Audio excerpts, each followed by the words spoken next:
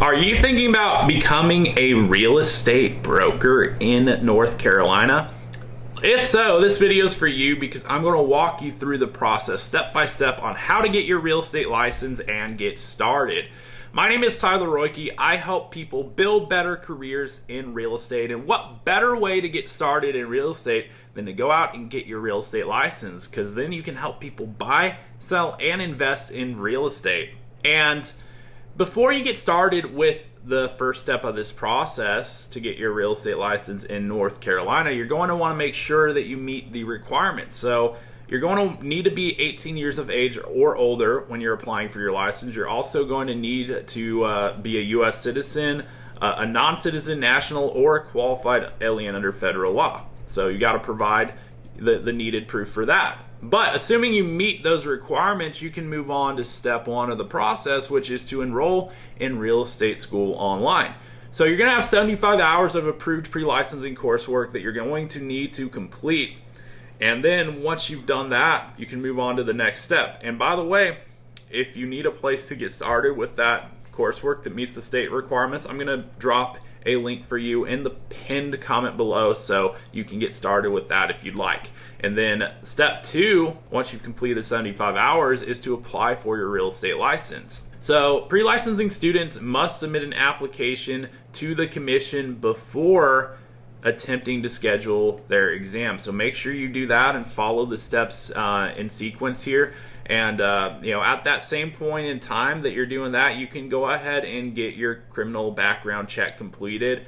You're going to need to submit that, and there's an application fee that you'll pay when you're applying for your license of $100, and that's going to allow them to process it and get that taken care of. So once you've done that, you can move on to step three, which is to take and pass your North Carolina real estate licensing exam. So once your application is approved, you'll receive a notice of exam eligibility by email, and upon receiving that email, you will have 180 days to take the exam. So make sure you do it within that time window, get it on the schedule, and when you're there for the exam, you're going to have 3.5 hours to answer 120 questions that consist of both the state and national portions of the exam.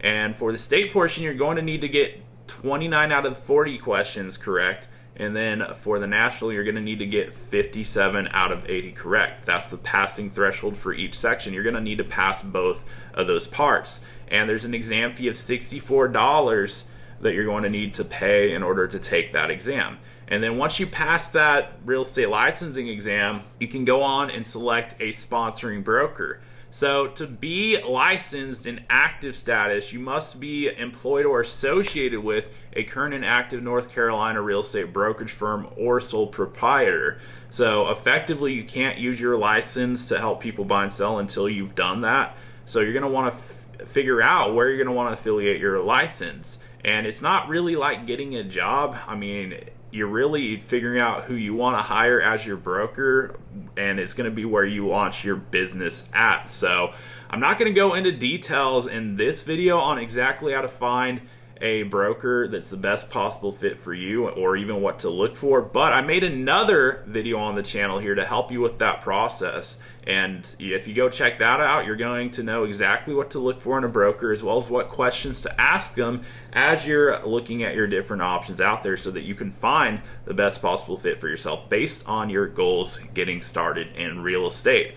And then that brings us, once you selected a sponsoring broker, that brings us to the fifth and final step, which is important not to forget, and it's called CE, continuing education. So there's going to be an amount of hours of coursework that you've got to complete moving forward to keep your license active from that point on. And so the requirement in North Carolina is 8 hours. So 8 hours of CE every year. You want to make sure it meets that requirement, and make sure that you're doing that so that you can keep renewing your license, because the last thing you want to do after you go out there and do all the work and put the time in it took to get to that point is to let your license lapse because you forgot to do the CE. So make sure you knock that out and you'll be good to go. But now that you know exactly how to get your real estate license in North Carolina, there's only one question that remains. Are you going to get after it?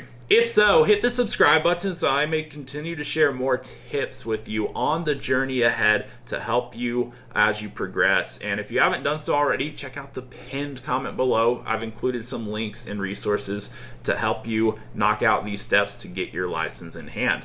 And if you got value out of the video, you already know what to do. Hit that subscribe button, and I'll look forward to seeing you on the next video.